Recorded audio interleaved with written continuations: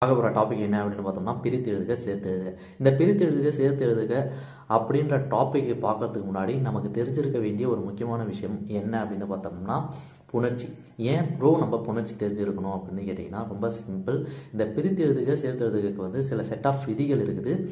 அதுக்கு வந்து நமக்கு புணர்ச்சி தெரிஞ்சிருக்கணும். புணர்ச்சினா என்ன அப்படின்னு பார்த்தோம்னா நிலைமொழியின் ஈட்டெழுத்தும் வருமொழியின் முதல் எழுத்தும் ஒன்றாக சேர்ந்து புணர்வதை தான் வந்து நம்ம புணர்ச்சி அப்படின்ட்டு சொல்லுவோம்.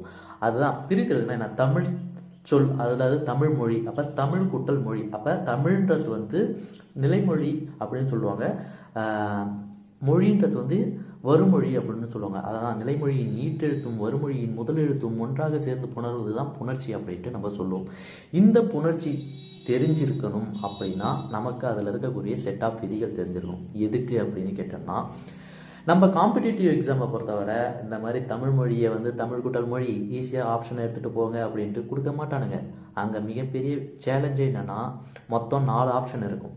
அதில் 2 ஆப்ஷனை ஈஸியாக எலிமினேட் பண்ணிடலாம். மீதி இருக்கிற 2 ஆப்ஷன் தான் இவனா அவனான்ற கன்ஃபியூஷன் வரும். அங்கே நம்ம எதை செலக்ட் பண்ணுறோன்றது தான் முக்கியம். அதுக்கு இந்த புணர்ச்சி விதிகள் மிக முக்கியமான ரோல் ப்ளே பண்ணும். அதர்வைஸ் பிரித்தெழுதுக ரொம்ப ஈஸியான டாபிக் தான் புணர்ச்சி விதி தெரிஞ்சிருக்கும் பட்சத்தில்.